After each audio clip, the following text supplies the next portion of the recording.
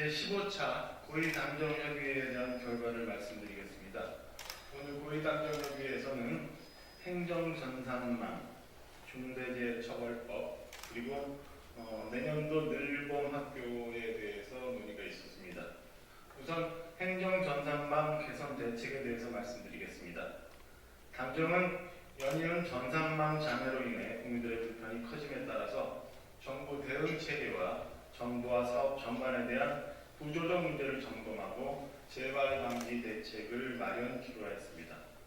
우선 공공정보 시스템과 함께 민간의 금융, 의료기관 등 기반시설에 대해서도 12월까지 일체 점검을 실시하는 등 공공 민간 정보 시스템 전반을 면밀히 살펴보기로 했습니다. 범정부적 차원에서 구조적 문제, 법령상 미비점 등에 대한 제도 개선 방안을 마련하여 재발 방지에 만전을 기하도록 했습니다. 소프트웨어 단가 현실화, 분리발주 및 조달 평가 제도 개선, 기술력 높은 기업의 공공정보와 사업 참여를 활성화하는 등 정보와 사업 제도도 혁신해 나가기로 했습니다. 이를 위해 범정부 대책 TF를 발족하여 내년 1월까지 종합대책을 수립하여 발표할 계획입니다. 중대재해처벌법 50일 미만 추가 적용 유예에 관해서 말씀드리겠습니다.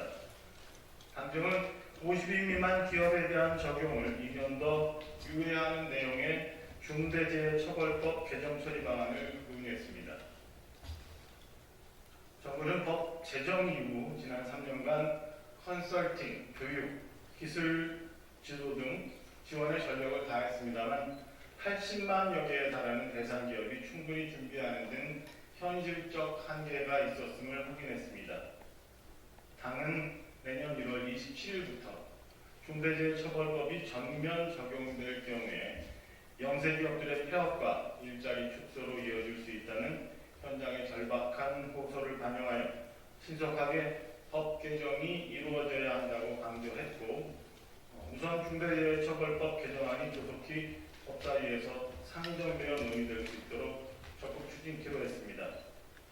재해 예방, 인력 양성, 기술, 시설 지원 등을 내용으로 하는 범정부 50인 미만 기업 지원 대책을 마련하여 12월 중 발표키로 했고, 중소기업에 대한 지원 예산도 적극적으로 확충해 나가기로 했습니다.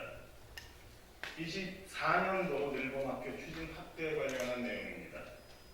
당정은 맞벌이 가정의 자녀 돌봄 부담 경감, 초등학교 교육 격차 완화 필요성에 깊이 공감을 하고 내년도 늘봄학교를 전국 17개 시도 교육청으로 확대하는 방안을 논의했습니다.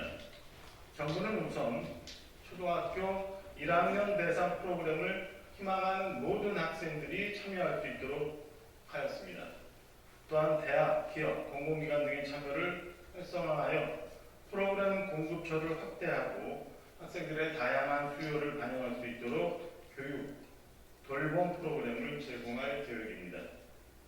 당은 학교 현장의 업무 부담 경감을 위해서 기존 학교 업무와 늘봄학교를 분리하고 이를 위한 전담 인력을 확보할 것을 적극 요청했고 정부는 이를 검토키로 하였습니다. 정부는 이러한 내용을 담아 12월 중에 내년도 늘봄학교 추진 계획을 발표키로 하였습니다.